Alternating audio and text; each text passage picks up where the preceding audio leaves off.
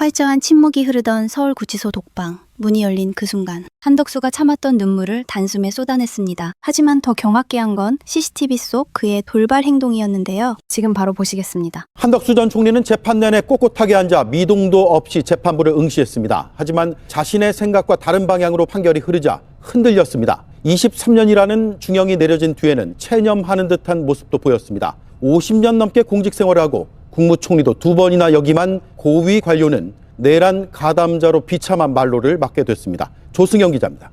법원에 출석한 한덕수 전 총리는 아무 말도 없었습니다. 오늘 선거 앞두고 지금 심경 어떠십니까?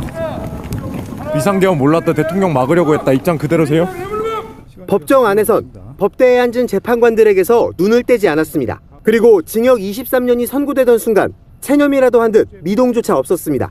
무려 55년간 공직에 몸담았던 초엘리트 공무원의 비참한 말로입니다. 네, 약 50년 동안 외교통상부 통상교섭본부장, 국무조정실장, 경제부총리 겸 재정경제부 장관, 국무총리 등으로 재직하면서 다수의 훈장과 포장을 받았습니다. 지난해 4월 윤석열 전 대통령이 파면된 뒤 한 전 총리는 권한대행이 됐습니다. 그런데 비상시국을 관리해야 할 대통령 권한대행이 돌연 대선에 출마하면서 논란에 휩싸였습니다. 저는 제가 사랑하는 대한민국의 미래를 위해 우리 모두를 위해 제가 할 수 있는 일을 찾기로 마음먹었습니다. 내란 책임자는 물러가라는 광주 시민들을 향해선 이렇게 외쳤습니다. 저도 호남 사람입니다. 여러분, 호남 안 됩니다. 사랑해야 합니다. 한 전 총리는 어떻게든 대선에 나가려고 했습니다. 하지만 김문수 후보와의 단일화 협상에 실패하고 사상 초유의 한밤중 후보 교체 시도도 무산됐습니다. 이렇게까지 무리수를 둔 건 비상계엄에 연루된 책임을 피하기 위해서란 의심이 컸습니다. 그리고 오늘 재판부의 판결은 이런 의구심을 풀 실마리가 됐습니다. 네, 지난주 백대현 재판부가 공수처의 내란 수사권과 서부지법의 관할권을 인정하며 윤석열 전 대통령의 대응 논리를 한 차례 무너뜨렸습니다. 오늘 이진관 재판부는 내란이며 친위 쿠데타라는 판단까지 내렸습니다. 따라서 윤 전 대통령의 논리는 완전히 붕괴된 것으로 보입니다. 법조팀 김혜리 기자가 나와 있습니다. 그동안 우리가 내란 사건이라고 언급을 했죠. 그런데 법원이 직접 규정한 건 처음인 거네요.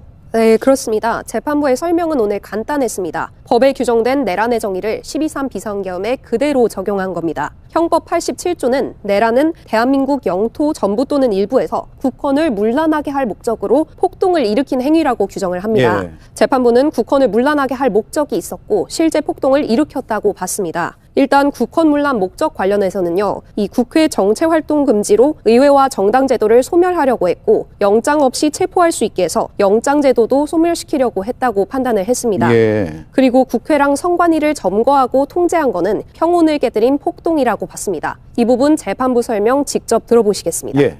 위헌 위법한 포고령을 발령하고 군병력 및 경찰 공무원을 동원하여 국회, 중앙선관위 등을 증거 출입 통제하는 등의 행위는 형법 87조에서 정한 내란 행위에 해당합니다. 이하에서는 12.3 내란이라고 말하겠습니다. 네, 그리고 이진관 재판장은 내란일 뿐더러 친위 쿠데타라고 그 성격까지 규정을 했네요. 네, 맞습니다. 12.3 내란은 위로부터의 내란이라고 설명을 했습니다. 선출된 권력인 윤 전 대통령이랑 그 추종 세력이 내란을 했다면서도 이 친위 쿠데타라고 불린다고 밝혔습니다. 예. 그러면서 친위 쿠데타의 위험성도 설명을 했는데 이 부분도 직접 들어보시겠습니다. 친위 쿠데타는 많은 경우 성공하여 권력자는 독재자가 되었고 국민의 생명과 재산과 같은 기본권은 본질적으로 침해되었으며 국가의 경제와 외교는 심각한 타격을 받았고 독재자의 권력이 약해지는 시기가 되면 내전과 같은 전쟁이나 정치투쟁으로 국가와 사회 전반이 회복하기 어려운 혼란에 빠지는 사례를 많이 볼 수 있습니다. 계엄을 선포한 윤 전 대통령은 권력을 잡고 있는 대통령이 무슨 내란을 하고 친위 쿠데타를 하느냐고 주장을 했지만요. 오늘 법원은 위로부터의 내란이 더 위험하다고 강조했습니다. 네. 이 선출된 권력자가 민주주의와 법치주의를 뿌리째 흔들었기 때문에 아래로부터의 내란보다 위험하다는 겁니다. 예. 한덕수 전 총리에게 특검이 구형한 건 징역 15년인데 이보다 훨씬 무거운 징역 23년을 선고한 건 그런 점을 반영했다고 봐도 되겠습니까? 네, 이진관 재판장은 기존 내란 판결들은 이번 위로부터의 내란의 형을 정하는 기준으로 삼을 수 없다고 설명을 했습니다. 네. 과거 내란이 벌어진 시기랑 지금 대한민국의 국제적인 위상도 큰 차이가 난다고 설명을 했습니다. 이 부분도 들어보시겠습니다. 기존 내란 사건이 발생하였던 시기와 12.3 내란이 발생한 시기에 대한민국의 국제적인 위상은 비교할 수 없을 정도로 차이가 납니다. 이러한 대한민국에서 친위 쿠데타가 발생했다는 사실로 인하여 생긴 경제적, 정치적 충격은 기존 내란 행위와는 비교할 수 없을 정도에 이른다고 보입니다.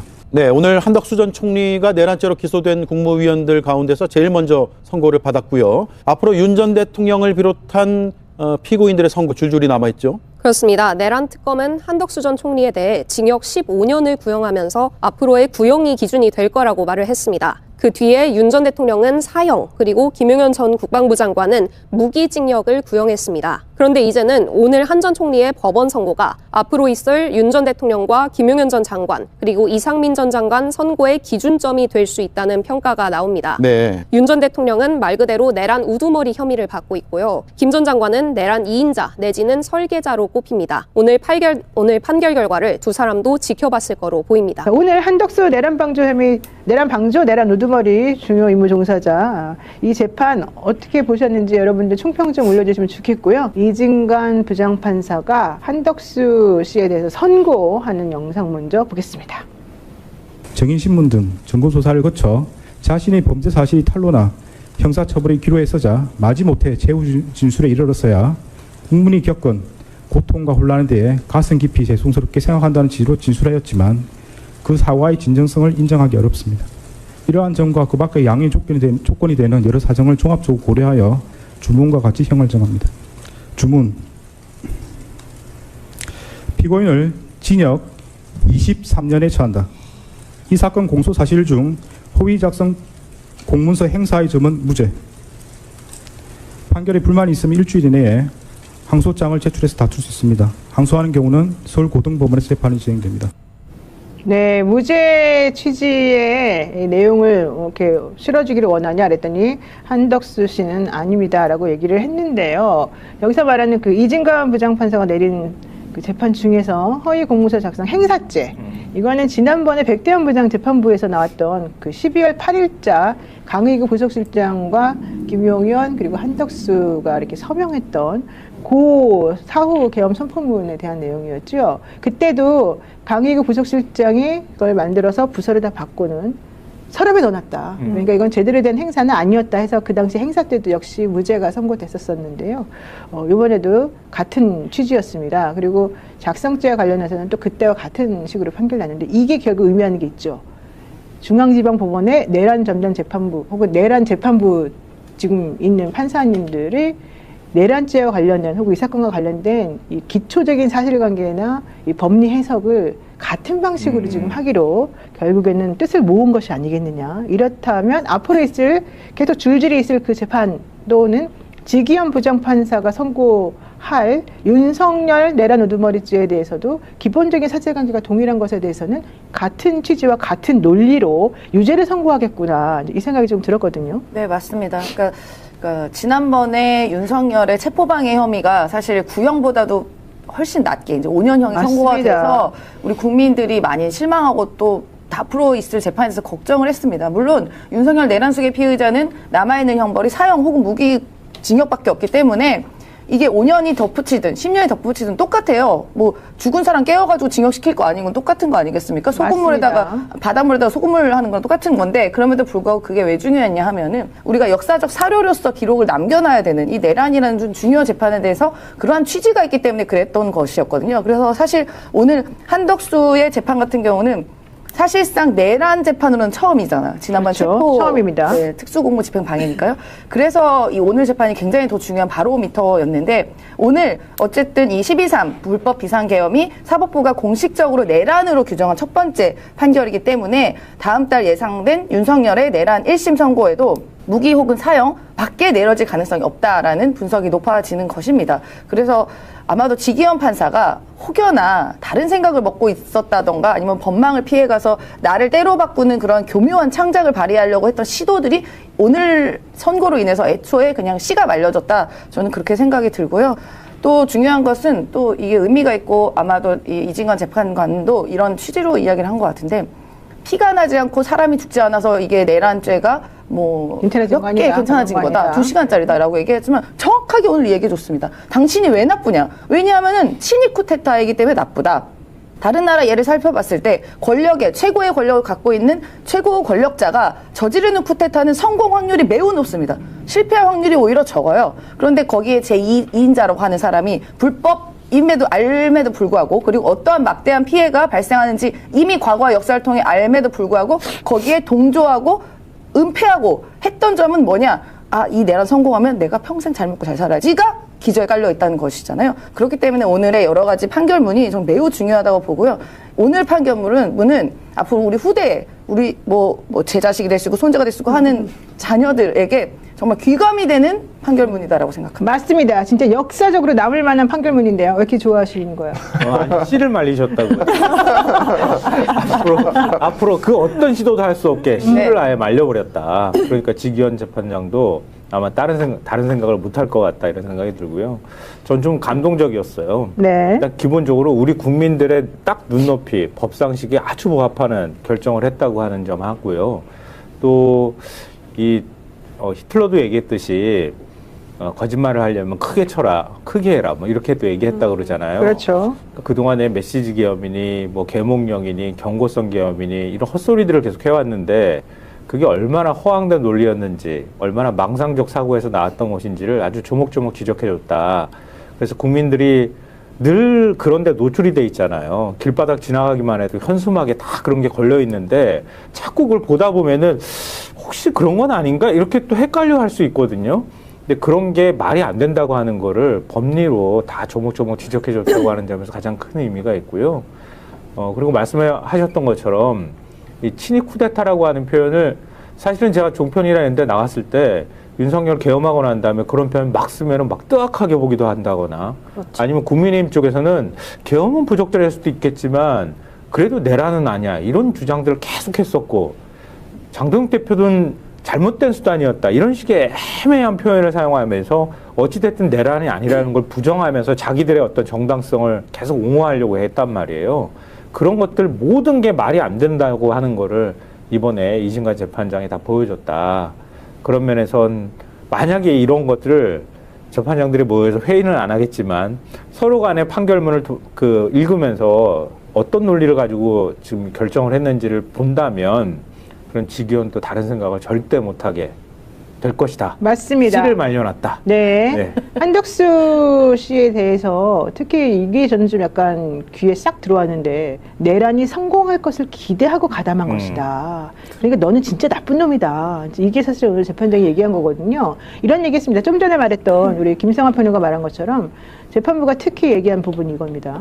현재 우리 주위에는 민주적 기본 질서에 대한 중대한 침해가 있거나 이를 파괴하는 시도가 있고, 이미 유효한 구제 수단이 남아있지 않은 극단적 상황에서나 논의되는 저항권을 평상시에도 아무렇지도 않게 주장하는 사람들이 있고, 헌법과 법률에 정한 바 없이 위법한 주장에 불과한 계몽적 계엄, 잠정적 계엄, 경고성 계엄이라는 말을 당연하듯이 주장하는 사람들이 있다. 이제 좀 전에 말씀하신 이제 바로 그런 부분들이지 않습니까? 이게 바로 윤석열 씨와 김영현 피고인의 그 변호인들이 아주 그냥 입만 열면 주장하던 내용들이었고, 최후 진술에서도 맨날 계속 나왔단 말입니다.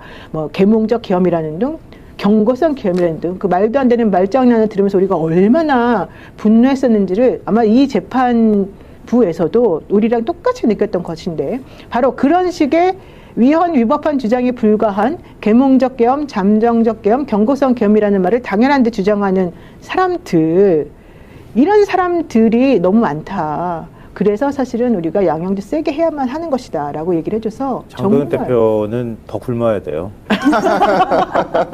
왜 내란 아니라고 주장했었잖아. 맞습니다. 더 굶어야지. 자기가 맞습니다. 그걸 인정받고 싶으면은. 그리고 또 이런 얘기도 했습니다. 이런 대한민국에서 친위 쿠데타가 발생했다는 사실로 인해서 생긴 경제적, 정치적 충격은 기존 내란 행위와는 비교할 수도 없을 정도다. 이런 점에서도 기존 내란 사건에 관한 대법원 판결들은, 이건 이제 전두환 이때 말하는 거죠, 피고인에 대한 형을 정함에 있어서 기준이 될 수 없다. 그러니까 그때하고 달리 지금은 정말 유혈 사태도 없었다, 내지는 그때는 엄청 오랫동안 지속됐다, 이런 주장을 피고인들이 했는데 그거는 비교도 안 된다. 지금 대한민국이 어떤 상황인데 니네가 지금 그런 말을 하면서 그때랑 비교해서 괜찮으니까 약하게 해달라, 이게 지금 말이 되는 소리냐, 이런 얘기를 했죠. 여기서 저는 되게 중요하게 딱 하나 키워드를 보자면 사망자가 발생하지 않았다고 그들이 주장을 했었잖아요. 근데 그동안 내란이다, 이거 잘못됐다라고 했던 우리 국민들의 세 가지가 있었어요. 사망자 발생하지 않은 거 맞다. 그렇지만 그 사망자가 발생하지 않은 것은 국민의 용기로 저항한 것이다. 이 똑같이 이 워딩이 들어갔고요. 그리고 정치인의 노력이, 일부 정치인의 노력이 있었다. 여기서 일부라고 꼭 명시를 해놨고, 또 지시 명령에 소극적으로 참여한 군, 경찰 공무원들의 행동이 있었다라고. 아니, 어떻게 국민들의 마음을 쏙 그렇게 잘 알고 거기에 어떻게 판결문에다 그렇게 명시를 해놓습니까? 저는 솔직히 제가 울컥한 포인트는 여기였어요. 야, 우리 마음하고 똑같구나. 그러니까 판사 갑자기 막 잘생겨 보이고 존경심이 막 생기더라고요. 그 순간엔 저는 울컥했습니다. 네, 사실은 이진관 울컥이라고 치면요. 그 어떠한 종류의 포털에도 이진관 울컥 치면은 나옵니다. 네. 뭐가 나오느냐? 오늘 이 재판장 이진관 판사가 한덕수 씨의 내란 중요임을 종사 등 혐의에 대해서 23년을 선고할 때 12.3 비상계엄에 맨몸으로 맞선 국민의 용기를 말하는 부분이 있거든요. 그게 바로 지금 이경 기자가 말한 바로 그 포인트인데요. 우리도 한번 울컥 같이 해보겠습니다. 한번 방송 보죠. 12.3 내란 과정에서 사망자가 발생하지 않았고 내란 행위 자체는 몇 시간 만에 종료되긴 하였습니다. 그러나 이는 무엇보다도 무장한 계엄군의 맨몸으로 맞서 국회를 지킨 국민의 용기에 의한 것입니다.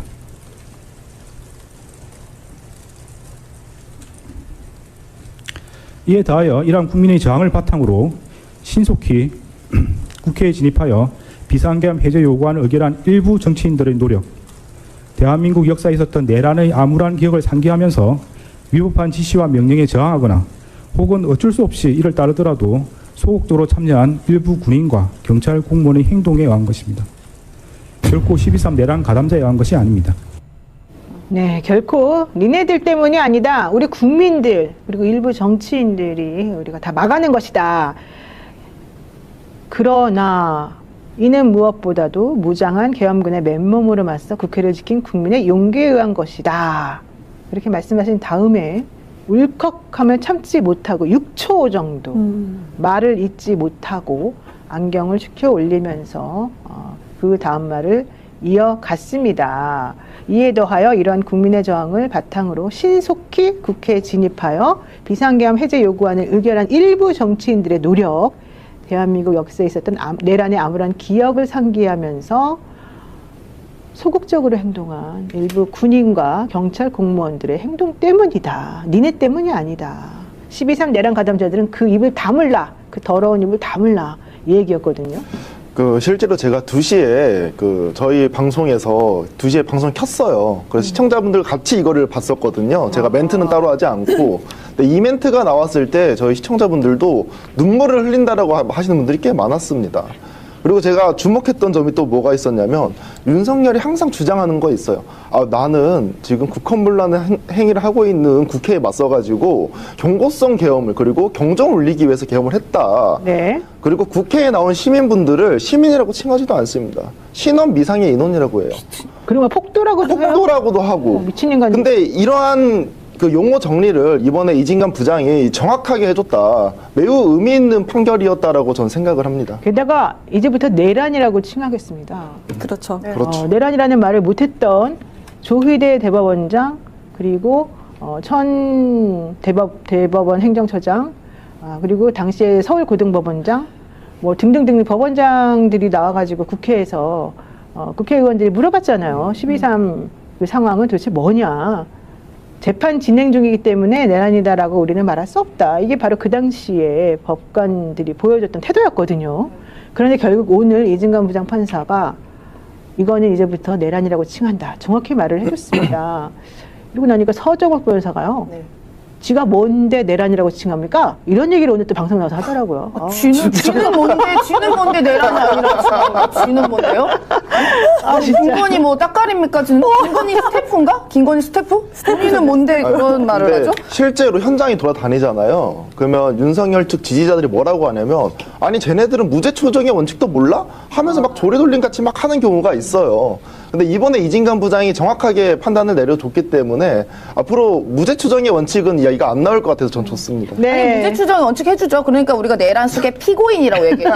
무죄 추정의 원칙이니까 얘기해주고 있는데, 진짜 저도 약간 이런 재판 선고를 듣고 우리가 보통 다른 거 얘기하기 때 울고 웃었다는 얘기 듣잖아요. 근데 정말 영화를 볼 때 울고 웃었다 얘기를 듣지만 선고를 들으면서 정말 울고 웃었습니다. 아까 말씀하신 저기 이진관 우리 재판관님이 저 말을 하면서 눈물 울컥했을 때 정말 저는 그 12.3 계엄 때 실제로 제 눈앞에 지나갔던 군인들과 우리 시민들이 울고불고 한 모습이 너무 오버랩이 되는 거예요. 그 당시 현장에 있었기 때문에 오히려 더 실감이 나거든요. 그러니까 이런 마음을 다 알고 계신다는 것에 대해서 정말 마음이 또 뭉클하고, 그리고 또 일부 정치인이라 얘기해 주시잖아요. 일부가 누굽니까? 그 갔다가 되돌아온 나경원류의 사람들, 추경호류의 사람들, 그다음에 시끄러 임마, 여기 이준석 등등을 제외하고 나니까 이제 일부라고 이야기를 하시는 거에 또 마음이 또 너무 좋았고. 그렇죠. 그리고 이게 또 이런 것도 있었습니다. 만약에 이게 성공했다면 우리나라는 독재 국가가 돼서 지금 우리 국민의 기본권은 물론이고 경제적 자유권, 언론 자유권 이런 거 다 침탈돼서 나라가 정말 나락으로 갈 것이다라는 취지의 이야기를 했을 때도 진짜 저희가 그런 얘기를 방송이든 어디서 했을 때 국민의힘 윤석열 사람들 그 말도 안 되는 그 2% 얘기하지 말아라. 라면 얘기하지 말아라. 라면 중독이냐 뭐 이렇게 조롱을 얘기했는데 네. 법적으로 딱 정돈을 해줬어요. 그래서 정말 의미 있는 거라고 보고요. 네. 또 반성하지 않는 것도 전 반영이 됐다고 봅니다. 그래서 한덕수 피고인, 한덕수 피고인 그렇게 반성하지 않으면서 백화점 다니고 뭐 호텔 다니고 돈가스집 다녔잖아요. 그래서 제가 오늘 쭉 봤습니다. 내일 좋아하는 거 나와요. 내일 다행히 튀긴 고기 좋아하시잖아요. 내일 저녁에 탕수육 있습니다. 지금 서울구치소에 수감됐습니다. 네. 탕수육 서울구치소 내일 저녁 탕수육 있으니까 그거 맛있게 드시기를 바랍니다. 어떤 분이 남부구치소 식단표를 올려줬더라고요. 네. 그랬더니 돈가스가 어제 나왔더구만요. 아이고야. 6일, 13일, 20일, 27일 점심 메뉴가 남부구치소에서는 돈가스 거라고요. 그래서 이제 이분은 아마 내가 좀 먹고 들어가야 되겠다 해서 좀 다니신 게 아닌가 해서 조금 그 비난은 좀 멈춰야 되는 거 아닌가 생각이 듭니다. 어쨌든 오늘 판결을 보고 담근님께서 이진관 재판장님 대법원장 됩시다 이런 얘기 많이 하셨고, 또 지성님도 이진관 판관 포청 청년 존경 올립니다. 뜨거운 아님 지기현 부장은요 오늘 판결문 100번 다시 듣고요 윤석열 판결문 쓰세요 이런 얘기도 하셨는데, 진짜 백대환 부장이 그냥 쭉 논리적으로 이 사람이 뭐가 잘못했고 뭐가 잘못했고 뭐가 잘못했고 말해도 갑자기 5년 그랬을 때 우리가 느꼈던 허탈감과 대비해서 15년의 구형인데 23년을, 게다가 한덕수 씨는 50년 동안 공직에 있었었고요. 무슨 뭐 포상도 많이 받았고 표창장도 많이 받았고 이랬는데도 불구하고 너는 더 혼나야 돼. 이렇게 말하는 이진관 부장을 보면서 우리가 정말 이게 더 그 무거운 무게, 공직자로서 무거운 무게를 꼭 느껴라. 이 말씀하신 걸로 들었는데, 어쨌든 김성환 평론가님 15년 구형했는데 23년 나올 줄 알았어요? 저는 뭐 개인적으로 법률가가 아니기 때문에 그렇게 예측하지는 좀 못했는데요. 왜냐하면 15년이라는 게 노태우한테 형 선고했을 때 그때 내란 중요 임무 종사자였거든요. 네. 12.12 신군부 반란 때 내란 중요 임무 종사자가 17년 정도 선고가 됐으니까 아마 특검 입장에서는 더 많이 올리기가 좀 쉽지 않았을까? 그런 이제 기본적인 판례가 있기 때문에 그렇게 적용을 해서 저도 한 그 언저리쯤 되지 않을까? 이렇게 생각했는데요. 근데 일부 변호사분들은 예상을 한 분도 있더라고요, 보니까. 그러니까 맨날 질리면은 높이 올라가는 거 아니에요? 아니, 왜냐하면 이진관 재판장이 그러니까 공소장 변경을 하라고 지시를 한 적이 있었잖아요. 그러니까 그때 이제 내란 방조혐의였었는데 네, 맞아요. 내란 중요 임무 종사자도 예비적 공소 혐의로 넣어라 뭐 이런 식 이제 얘기를 해가지고 공소장을 결국 변경을 했을 때 체질적으로 변경했죠. 예. 그러니까 그랬을 때 이미 이건 내란이다라는 판단을 했었을 것으로 보인다. 그러면 내란 혐의라고 보면 내란 우두머리의 경우에는 사용하고 무기밖에 없는 상황이니까 중요임무 종사자에서 감형을 해준다고 하면 감경 사유를 반영한다 하더라도 무기의 경우에는 아무리 안 돼도 20년 이상을 부를 수밖에 없을 것이다.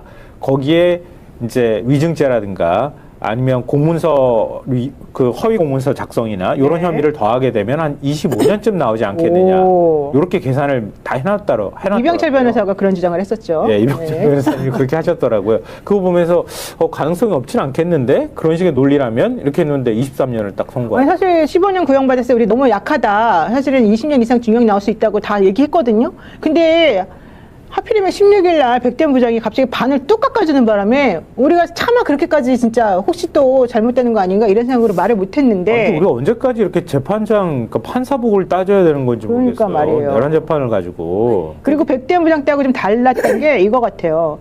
예, 이진관 부장이 이렇게 말했습니다. 대법원 양형 기준과 관련해서 내란 중요 임무 종사죄와 대통령 기록물 관리에 관한 법률 위반죄에 대해서는 양형 기준이 없다. 그렇죠. 그리고 양형 기준이 설정된 범죄와 그렇지 않은 범죄가 같이 있는 경우에는 그 하한만을 양형 기준 설정된 범죄에 의해서 따르도록 되어 있다. 따라서 이 사건에서는 양형 기준이 별로 중요한 게 아니다. 나는 그래서 내가 구형량보다 훨씬 많이 선고해도 된다고 생각한다. 이게 이제 이진관 부장의 말이었는데 백대현 부장은 지난번에는 기본적인 범죄 그 양형 기준이 이렇게 되어 있으니까요. 뭐 가중하거나 감경하거나 이런 거 말고 이 기준에서만 말할게요. 이렇게 말해갖고 우리를 실망시켰다는 그러니까 거죠. 최대 11년 3개월에서 최저가 1년이라는 거 아니에요. 그 중간쯤 된다고 해서 5년 그러니까요. 정도 이렇게 선고를 했는데 그때 사실 말이 안 되죠. 특수고문 집행방해인데. 네. 양형 기준이 없다라고 얘기했을 때도 저는 이제 저도 이쪽 전문가는 아니지만 좀 더 나올 수 있겠다 생각을 했는데 그 전에 뭐가 있었냐면 이게 재판이 2시에 시작했잖아요. 그런데 정말 국민들이 너무나도 백대현 부장판사한테 이제 마음을 졸였던 부분이 있어서 그런지 국민들의 민심을 정말 잘 아시는구나. 2분 만에 그랬잖아요. 그러니까 내란 중요 임무 종사는 유죄로 인정한다. 라고 먼저 선언을 하고 싹 썰을 풀었어요. 두 글씩으로 말해주잖아요. 네. 이거는 유죄, 위증죄는 다 유죄. 네, 네. 말해주잖아요. 그러니까 벌써 이렇게 딱 선언을 했어요. 그래서 그때 순간 15년 더 나올 수 있겠는데 보통은 제가 최고에도 15년 나오지 않을까 생각했는데 15년 더 나올 수 있겠다라는 생각을 했고요. 그리고 좀 시원한 부분이 하나 있었어요. 왜 초범인이 뭐 이렇게 감경 사유 막 이런 거 얘기하잖아요. 근데 뭐라고 했냐면 79세 고령인 점, 그리고 우울증 진단을 받은 점, 그리고 배우자가 지금 몸이 안 좋으셔가지고 이제 독립생활이 어렵다라고 했잖아요. 그걸 딱 풀어요. 그래서 막 기분이 나쁘고 화가 나죠. 근데 그 뒤에 뭐라고 했냐면 그러나 이러한 사정이 있다 하더라도 엄한 처벌을 내려야 된다 했을 때 전 나이스를 외쳤죠. 그때는 저희가 라이브를 키다가 라이브가 좀 안 돼서 중단이 돼서 계속 보고 있었는데 이거 더 나오겠다라고 이제 예상을 했었습니다. 맞습니다. 양형 사유를 설명하실 때 이렇게 말했습니다. 피고인은 1970년 6월경 공무원으로 임용된 이래 약 50년 동안 외교통상부 통상교섭본부장, 국무조정실장, 경제부총리 겸 재정경제부 장관, 국무총리 등으로 재직하면서 다수의 훈장과 포장을 받았다. 게다가 윤석열의 내란 행위에 관해서 사전에 모의하지 않았고 실행행위를 지휘하는 등에 적극적으로 가담했다고 볼 자료 자체도 없다. 피고인은 국회에서 비상계엄 해제 요구안이 의결되자 이 사건 비상계엄을 해제하기 위한 국무회의를 소집 주재했고 그에 따라 비상계엄이 해제되었다. 피고인은 현재 만 79세의 고령인데 벌금형을 포함해서 아무런 형사처벌 받은 전력도 없다. 피고인은 최근에 이르러 경도 인지장애와 우울증을 진단받아서 그에 대한 치료가 필요하고 피고인의 배우자는 독립적인 거동이 어려워서 피고인의 돌봄과 간호가 필요하다는 내용의 관련 자료가 재판부에 제출된 바도 있다. 이렇게 말하니까 막 다 좋은 얘기만 쭈르륵 이 피고인에게 유리한 정황만 그래서 전부 다 이게 뭐지 이랬는데 그러나 이러한 사정이 있더라도 다음과 같은 점을 고려하면 피고인에게 엄한 처벌을 하는 것이 타당하다 이렇게 말했습니다. 게다가 친위 구태타는 성공하기가 매우 높은데 정말로 그래서 우리나라가 성공했으면 어쩔 뻔했냐 이런 얘기도 명확하게 해주셨습니다. 근데 얼마나 계엄 이후에 얼마나 많은 얘기들을 이렇게 했어요 우리가. 왜냐하면 친위 쿠데타는 성공할 가능성이 당연히 높죠. 왜냐하면 일종의 반란이 일어나게 되면은 그 원래 권력자를 무너뜨리기 위해서 훨씬 더 많은 군경을 동원한다거나 훨씬 더 많은 무력을 동원해야 되잖아요. 네. 그런데 자기가 실권자야. 그럼 자기가 언제든 군이나 경찰을 동원할 수가 있어요. 그럼 당연히 쉽지. 그렇지 않겠어요? 네. 그러고 난 다음에 독재나 영구집권을 꿈꾸는 거란 말이에요. 또 과거에도 그랬던 전례가 굉장히 많고 그러니까 훨씬 더 사실은 더 위중한 범죄를 저질렀다고 볼 수 있는 거잖아요. 네. 그리고 이 판결문에도 그런 내용이 나와 있지만 그렇게 해서 만약에 권력을 잡았을 때 그 이후의 혼란 그리고 그렇게 해서 권력을 잡은 독재자나 이런 사람들이 힘이 빠지거나 실권을 하거나 이랬을 때 오히려 내전 상황으로 가게 되는 점 이런 것들을 감안해 보면은 오히려 위로부터의 쿠데타가 훨씬 더 위험할 수 있다 이런 점들을 얘기했단 말이에요.